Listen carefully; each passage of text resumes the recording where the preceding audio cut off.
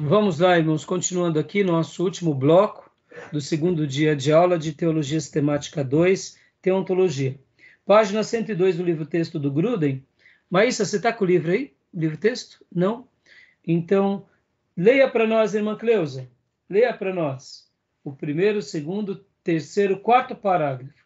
Esses versículos permitem-nos... Irmã Cleusa? Então, leia para nós, pastor John. Está fechado o microfone. Então tá, filha. Esses versículos permitem-nos levar a nosso entendimento da compreensibilidade de Deus. Um passo adiante. Não só... Da incompreensibilidade, uma palavra meio difícil, né, irmã? Travou. Incompreensibilidade de Deus, um passo adiante. Pode continuar.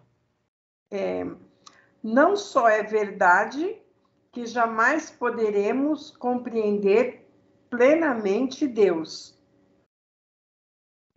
Compreender plenamente a Deus. E é verdade também que jamais poderemos compreender plenamente nem mesmo uma só coisa acerca de Deus e da sua grandeza. Seu entendimento, seu conhecimento, sua riqueza, sabedoria, juízo e caminhos estão todos além da nossa capacidade de compreensão plena. Outros versículos... Até aí, minha irmã. Tá. Então, em outras palavras, irmãos, talvez vocês perguntem assim, mas pastor, estamos tratando da cognoscibilidade, Deus se revelou, Ele quis se revelar a todos, Ele ama a todos, sim.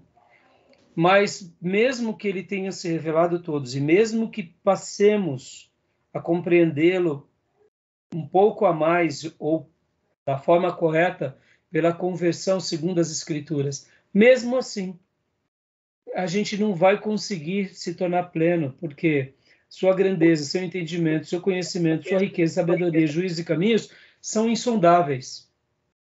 E agora, leia para nós, irmã Cleusa, o último parágrafo da página 102. O último, pastor? Antes disso, irmã, disso, só queria destacar aqui o parágrafo que a irmã leu. Ele vai fazer as citações de vários versículos. Deixa eu só citar rapidamente. Outros versículos também sustentam essa ideia.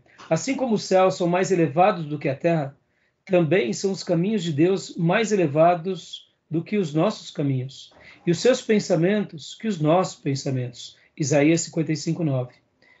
Diz Jó que os grandes atos divinos na criação e preservação da terra são apenas as orlas dos seus caminhos. E exclama: que leve sussurro temos, que leve sussurro temos ouvido dele, mas o trovão do seu poder, quem o entenderá? Jó 26:14, conforme 11:7-9 e 35 e 37:5. Dando aquela ideia, né, irmãos, que a própria revelação de Deus nos mostra que há uma incompreensibilidade de Deus. E talvez a gente pergunte assim, pastor, mas poxa vida, por que isso? Vamos ler. Leia para nós, irmã Cleusa, esse último parágrafo, por favor. Essa doutrina da incompreensibilidade de Deus tem muita aplicação positiva para a nossa vida. Significa que jamais seremos capazes de conhecer demais sobre Deus, pois jamais nos faltarão coisas para aprender sobre Ele. E assim, nunca nos cansaremos de nos deleitar com as descobertas de mais e mais coisas da sua existência e da grandeza de suas obras. Olha aqui, irmãos, a incompreensibilidade de Deus ela é para nós algo reparador, restaurador, ao mesmo tempo apaziguador. Por quê? Porque muitas vezes, sejamos honestos, conhecê-lo em parte e saber que ele é muito mais do que tudo isso, nós descansamos no caráter dele, porque também não teremos respostas para tudo. Parece bobeira essas temáticas, irmãos, mas na prática, quantas vezes a ansiedade rouba-nos a clareza de que Deus é pastor e que nós somos ovelhas? Sejamos honestos. Quantas são as vezes que, por exemplo, o nosso próprio humanismo vai na frente da fé? O nosso ativismo quer dar o tom da espiritualidade. Não é verdade? Podem ver quantas vezes a gente fica ansioso por causa de um sermão, ansioso por causa de uma doença, ansioso por causa de uma oração que não é respondida, do amanhã. Então, o fato da incompreensibilidade de Deus é também reparador, é também um alento. Por quê? Porque dia após dia saberemos que Deus pode se revelar para nós e aprenderemos algo novo de Deus sem jamais nos completar. Eu aprendi certa ocasião uma frase que eu gosto muito de repeti-la, que o amor, ele sempre nos acrescenta sem jamais nos completar. Porque Deus é amor, é a essência de Deus. E mesmo que nos tornemos plenos em amor nessa terra, que jamais nos tornaremos, até porque Paulo, quando ele fala lá em 1 Coríntios 13 sobre amor, ele até coloca, ele se inclui. Nós conhecemos em parte, sabemos em parte, porque quando éramos menino, agora já somos um pouquinho mais crescidinho. Mas quando chegar o que é perfeito. O que Paulo fala ali em 1 Coríntios 13? Que sobre as lições do amor, mesmo que aprendemos muito, como ele aprendeu, Paulo, ainda não era completo. Porque o amor sempre nos aperfeiçoa, sem jamais nos completar. Porque a plenitude do amor é Deus. Então é possível vivermos uma vida toda aqui nessa terra, sendo pleno, sendo um pendão de amor e nunca ser total, porque tem espaço para crescer. Assim também é o lado da dependência de Deus, dessa soberania, dessa grandiosidade. Por isso que os profetas falavam daquela forma, que os caminhos de Deus não são como os nossos e os pensamentos dele. Irmãos, aqui, essa clareza na teologia para nós nos faz descansar, nos faz crer, nos faz esperar por Deus.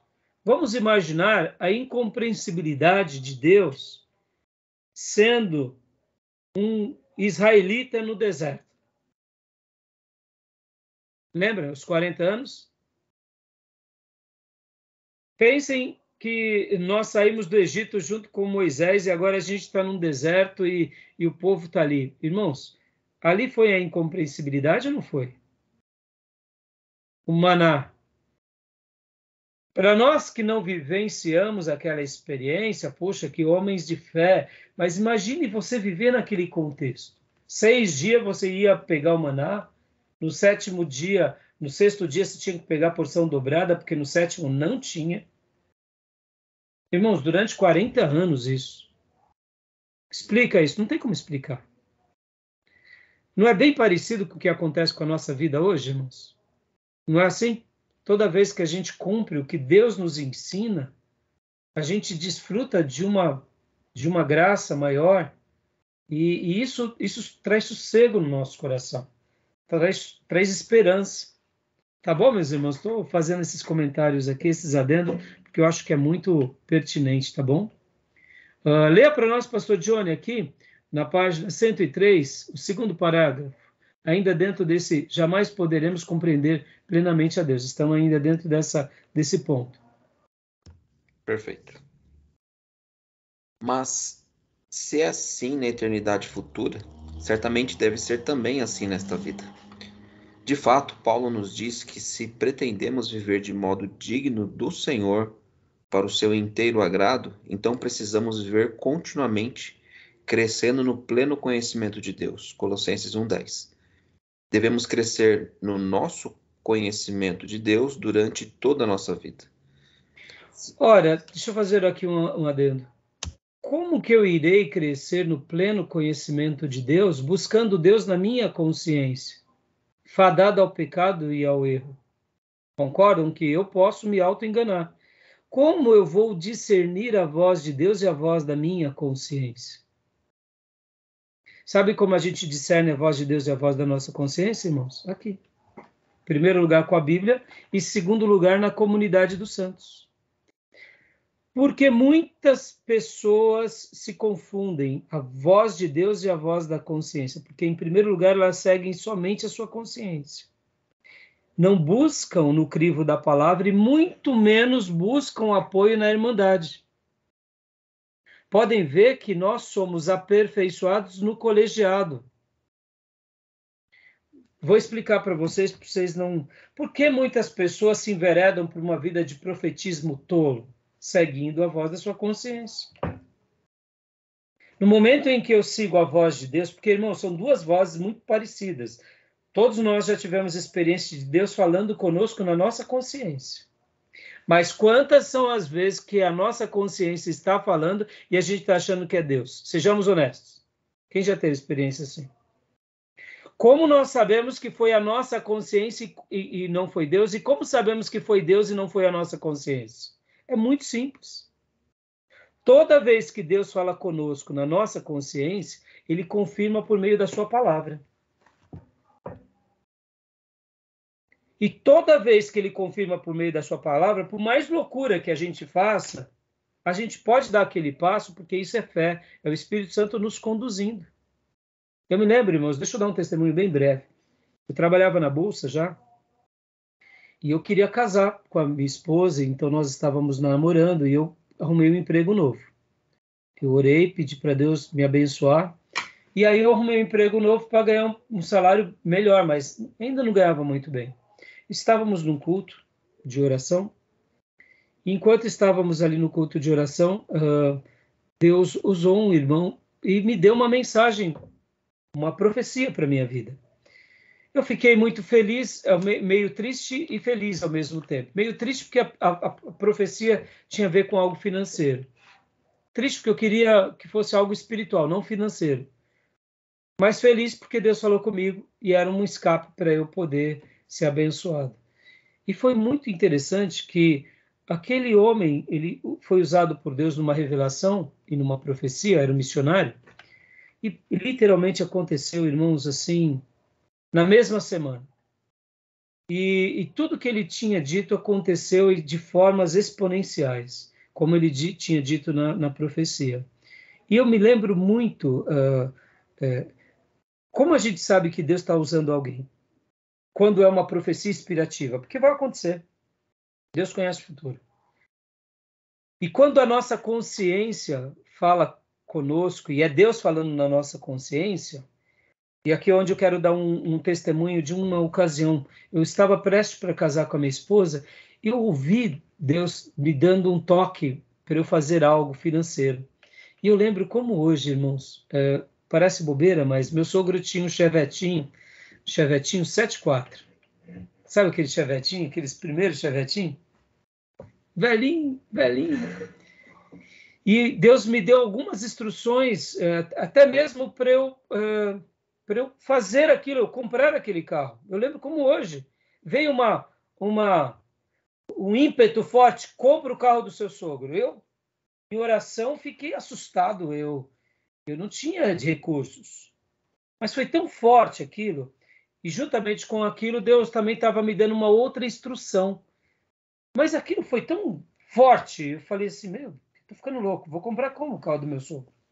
Não tenho dinheiro. Mas lembra que eu tinha dito do missionário? Que tinha falado comigo? E a profecia que o missionário tinha dado é, eu te vejo no meio de um monte de papéis. Olha que loucura, irmãos.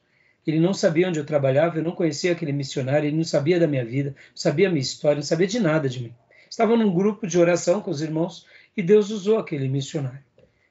E o pregão, como que era o pregão Viva Voz? Você se lembra, quando você vê os vídeos antigos, tinham muitos papéis nos chãos e a gente assinava. E eu te vejo no meio de um monte de papéis. E você está assinando. E eu falo, meu Deus do céu, esse camarada não me conhece, eu não conheço ele. Deus manda te dizer, eu estou acrescentando e somando sobre a tua vida, somando e acrescentando e somando e acrescentando. E eu pensei, né? Estou ganhando agora, vou ganhar o Brasil para Jesus, né? Então, eu pensava, já estava no seminário, eu cheio de vontade de fazer a obra, acrescentando e somando, acrescentando, são almas, né? E aí ele diz, é na vida financeira. Eu falei, Aí eu falei, amém. Eu não reclamei. Amém. A minha esposa, ao sair dessa reunião, falou, você está triste? A gente vai casar, você não quer casar? Eu quero. Então, amor, você tem que comprar as coisas para a gente casar pela verdade, amor. Seu bobo, né? Bom, naqueles dias, como eu disse, naquela semana eu tive um aumento para ganhar 30%. Meu diretor me chamou para ganhar 30% a mais. Passou um mês, irmãos, eu recebi uma proposta para ganhar o dobro. Passado pouco tempo eu recebi para ganhar o dobro. E minha vida no pregão sempre foi assim. Todas as minhas propostas eram para ganhar o dobro do dobro. E eu brinco até hoje com os meus filhos. Eu falo, filho, tem uma promessa sobre teu pai, viu? Subestima não. Não é porque eu estou velhinho, não. Na hora que você vê o chicote estralar financeiramente, pai, eu falo, não, fique tranquilo, filho. Mais cedinho o Pai Noel, vou fazer riqueza com a igreja, tá? Mas mais cedo ou mais tarde essa promessa está aberta aí. Não subestima o velho não, viu? Porque hoje a gente só vive do ministério, né, irmãos? Mas eu brinco e digo a verdade. Está aberto, né? Não sei quanto que vai parar isso. Mas voltando. E naqueles dias, nesse meio tempo, Deus tinha imprimido no meu coração essa questão da consciência. Mas não era consciência, era a voz de Deus. Compra o carro do teu sogro. Ô, irmãos, foi forte. Eu falei, meu Deus, como que eu vou comprar? Eu cheguei para o meu sogro, mas foi tão forte. Eu falei, sogro, me vende o carro. Ele falou, tá bom, aí você quer comprar? Era um carro, um chevetinho, o tanque era ainda aqueles tanques de aço. E a Nídia, quando entrava dentro do tanque, do carro, não do tanque, né? Ela saía do carro cheirando gasolina. Eu falava, ô moça, cheira gasolina, hein? Você é a menina gasolina, só quer ficar com... Aí eu brincava tanto com ela.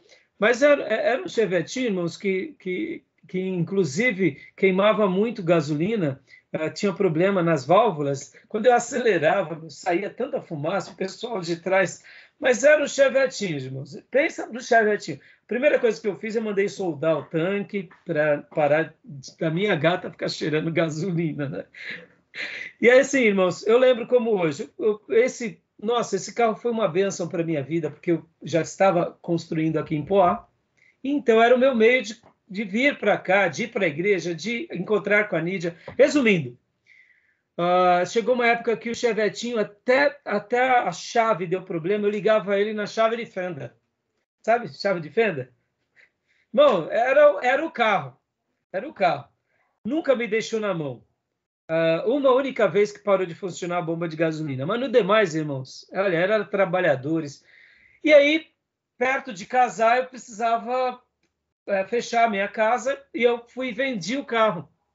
Quando eu vendi o carro, eu lembro como hoje, eu vendi por $700. Eu comprei para o meu sogro por $300.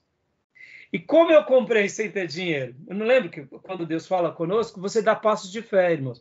Eu lembro que eu falei, bom, eu não sei como eu vou fazer para comprar o carro, mas eu vou comprar. Sogro, você quer vender? Quero. Quanto é? $300. Tá bom, então segura para mim, aí eu vou dar um jeito de arrumar esse dinheiro.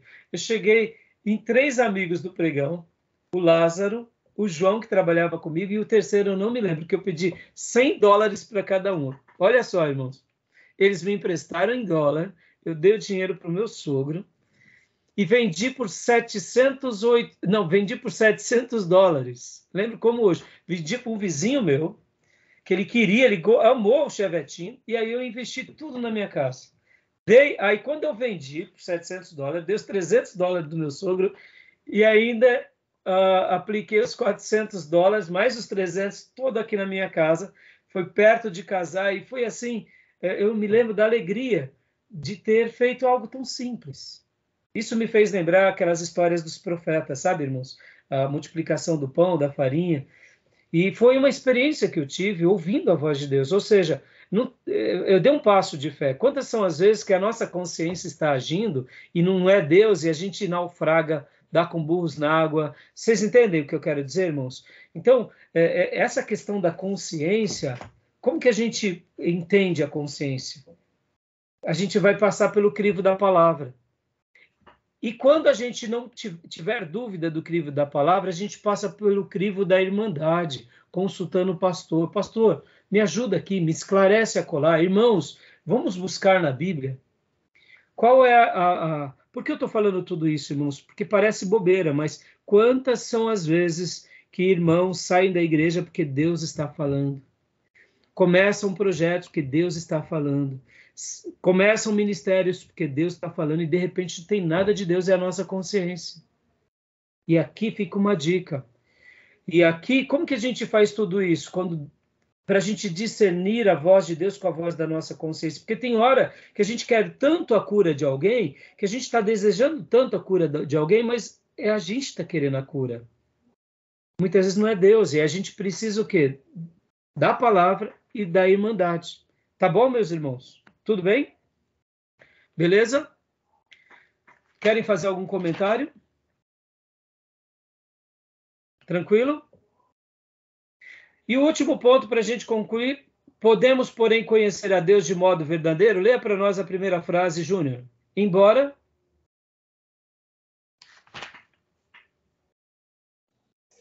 Se a minha leitura aqui converge com a de vocês. Vamos ver. Entretanto, podemos conhecer a Deus de um modo verdadeiro. Ainda que não possamos conhecer a Deus de um modo abrangente, podemos conhecer verdade sobre Deus. De fato, tudo que as Escrituras nos fala sobre Deus é verdade. É verdade dizer que Deus é amor. 1 João 4:8. Deus é luz. 1 João 1:5. Que Deus é Espírito. João 4:24. Que Deus é justo. Romanos 3:26. Etc. Até aí está ótimo, né? Então, é possível conhecermos a Ele de verdade? Sim, mesmo sabendo que não entenderemos tudo dele? Sim. Pastor, e como nós fazemos para não confundir a voz de Deus com a voz da nossa consciência, com a Bíblia, saber? Por isso que a gente precisa da comunidade da fé. Não tem como. Senão a gente naufraga nas nossas crendices, nos nossos achados, nas nossas afirmações. E para eu concluir, irmãos, aqui na página seguinte, na 104, eu quero ler aqui antes dos notas do texto lá de João 14:23, de fato, pode-se dizer que esse relacionamento pessoal com Deus Pai, com Deus Filho e com Deus Espírito Santo é a maior de todas as bênçãos da vida cristã.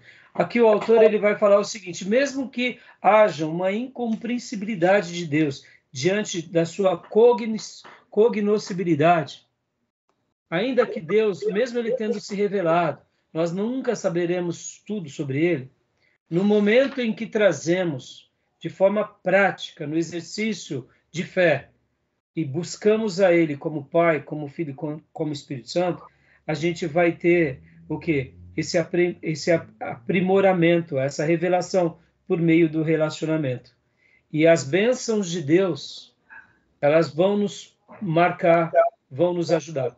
E lembram quando eu falei há pouco da minha experiência, irmãos? E uma última coisa importante, irmãos. Nunca faça da sua experiência uma doutrina. Eu já tive muitas experiências com a voz de Deus e também com a voz da minha consciência que eu naufraguei. Mas eu não faço disso uma doutrina. Eu não fico ensinando os irmãos a tomarem decisões baseadas nas minhas experiências. Deixa eu dar... por que eu estou dizendo isso, irmãos? Porque muitas vezes a gente está tendo experiências glamurosas e a gente naufraga. Lembra de Davi ao trazer a arca? Aquela foi uma experiência glamurosa da voz da consciência de Davi e de muitos outros judeus que naufragaram. Houve a morte de Uzá. Quando eles retomam a levada da arca, foi quando? Foi quando eles consultaram a Bíblia, foram consultar os sacerdotes, os levitas, e só assim que a voz de Deus, de fato, foi ouvida na consciência deles. Antes era a consciência deles achando que podiam fazer aquilo.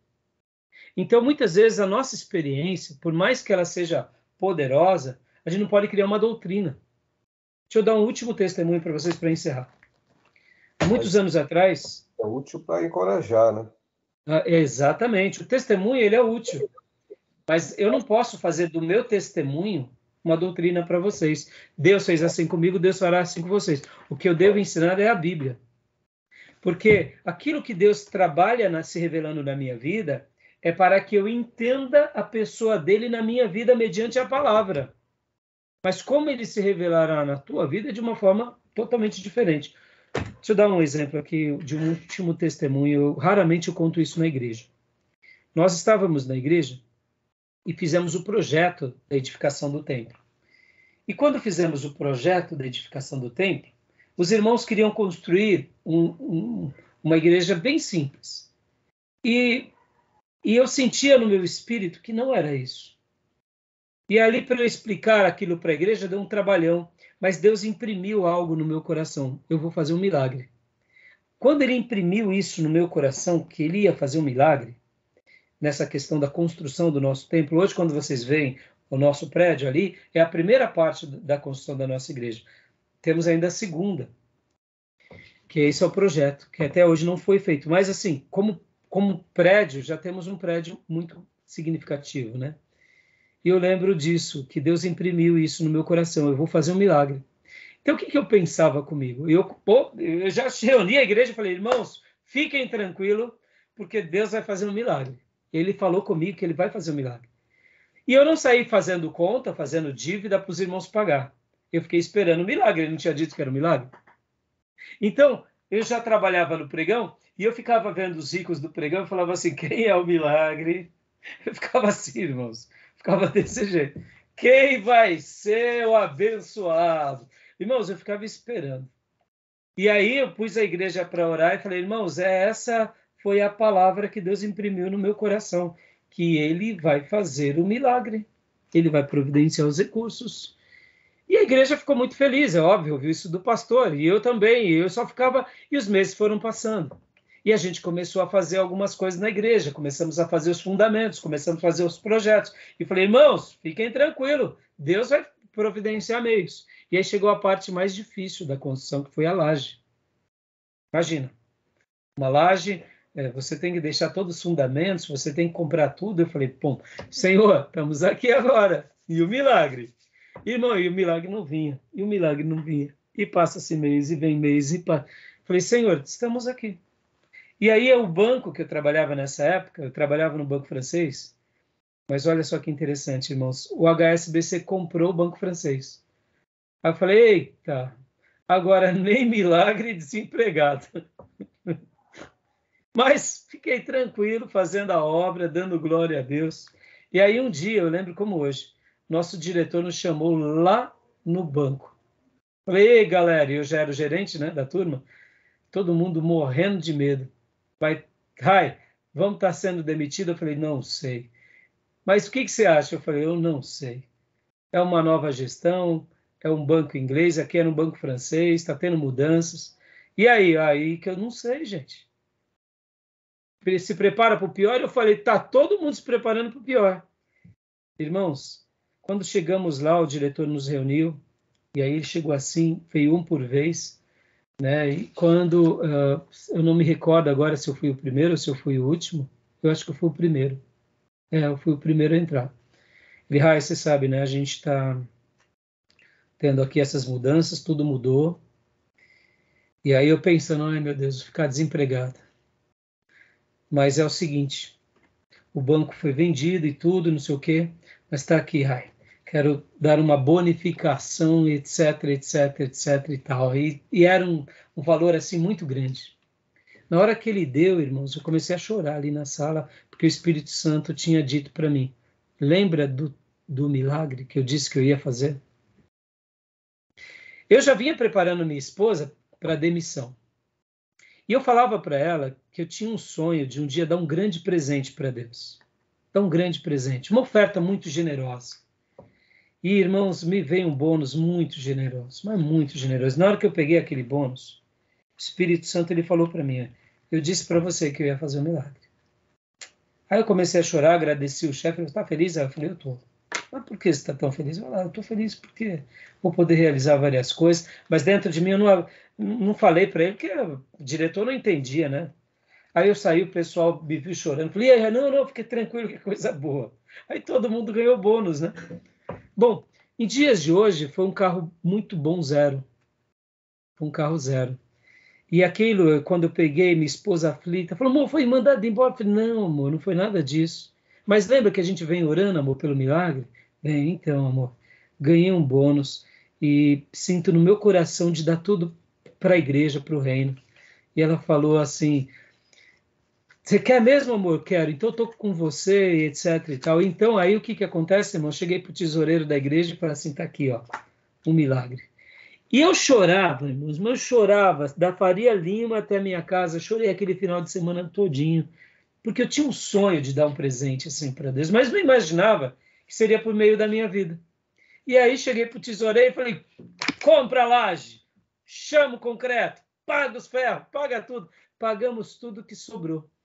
E eu estou dando esses testemunhos para vocês porque é isso. Conhecer a Deus, por exemplo, eu nunca fiz, podem ver, a irmã está conosco, eu raramente conto esse testemunho na igreja. Raramente. Até para não me evidenciar. Por que eu estou dizendo isso, irmãos? Porque eu tinha o desejo de fazer algo. E eu ouvi a voz de Deus. Eu vou providenciar. Mas eu jamais, na minha consciência, imaginei que o milagre e a provisão viria pelo meu emprego. Porque eu era um assalariado, tinha um bom salário. Mas ganhar um bônus tão alto como foi aquele ano, nunca. E aí eu consagrei. E a minha esposa louvou a Deus, todos louvamos a Deus, e foi tudo para conta da igreja, a gente fez, e estamos até hoje. Estou esperando agora o segundo milagre. Ele não falou nada. Vai orando aí, seminarista. Vai orando aí. Vai orando aí. Entendeu? Então, eu digo isso para os irmãos. Você vê, a gente não vai conhecer plenamente. O que ele quis se revelar é o que nós precisamos. Como vai acontecer tudo isso? É na nossa interação de fé, de experiência, de relacionamento. Tá bom, meus irmãos? Semana que vem continuamos lendo os slides. Capítulo 11, o caráter de Deus, atributos incomunicáveis. E depois trabalharemos nos atributos comunicáveis. Tá bom? Alguma pergunta? Deixei aqui esses testemunhos para edificação de vocês. E olha, irmãos... Testemunho para edificação, encorajamento é bom. Eu não pode fazer doutrina, mas nós tem às vezes pessoa desanimada na fé. E aí traz isso aí para ele, sabe, encorajar, ver que Deus opera mesmo, sem merecermos, né? Mas Deus, e sabe, Júnior, por que eu chorei tanto? Porque eu orei com a igreja, eu ficava procurando quem ia ser a pessoa que ia doar. Porque assim, irmãos, eu sempre fui muito articulado, eu tenho muitos amigos ricos, e eles sabem que eu sou pastor de uma igreja pobre, então, mas eu nunca fui pidão, eu nunca pedi. É o meu jeito, irmãos, é o meu jeito. Então, e eu queria muito realizar eu tinha esse desejo porque eu sempre sonhei no ministério integral, então eu falei, bom, um dia eu vou me dedicar integralmente, eu vou depender de Deus, mas enquanto eu estou aqui, eu queria tanto. Irmãos, e fica aqui até mais uma outra coisa. Eu ainda sonho de poder, hoje eu sou sustentado pela igreja, mas eu ainda sonho de poder fazer muito mais financeiramente para o reino. Deus merece, o meu Jesus merece. Se ele me der condições, eu vou fazer muito mais para a minha igreja local, para o seminário e para o reino. Deus sabe disso, porque é o reino dele, né, irmãos? Nos surpreende, né? Tá bom? A forma que ele opera nos surpreende. E como eu disse, eu não gosto de ficar falando isso na igreja, porque as pessoas muitas vezes podem fazer aquela ideia, né? Mas aqueles que estão lá conosco há muitos anos sabem. E eu glorifico a Deus, né, pelo privilégio de poder ter presenteado a casa do Pai e o Pai, né? Porque foi meu gesto de amor ao Pai, né? Tá bom, meus irmãos? Legal. Ficamos aqui? Alguma dúvida? Não? Então, que Deus abençoe. Nos vemos quinta-feira, em nome de Jesus. E com as ovelhinhas, eu as vejo amanhã na nossa igreja. Amém. Tá bom? Semana, um bom feriado a todos os irmãos. Desculpa, quinta não, terça que vem. Terça que vem. Quinta, feriado. Desfrutem. Amém. E orem por mim. Dia 10, domingo que vem, faço aniversário de casamento. Ó, que Vamos benção. orar. Amém. 29 anos. Faz aniversário no mesmo dia que meu filho faz também, de casamento. Olha aí, que benção, né? Deus abençoe. 29 anos. Bom, No ano que vem, 30 anos, se Deus quiser. Glória a Deus. Bodas, né? Bodas, né? É o tipo de bodas que eu não lembro qual é. 30 anos eu não lembro qual que é. Meu filho faz 31 anos Olha aí. de casado. Que benção. Glória a Deus. Tá bom, irmãos. Deus abençoe, meus irmãos. Boa Amém. noite. Paz, bom Fiquem com descanso. Deus até terça que vem. Graça e paz. Deus abençoe. Amém.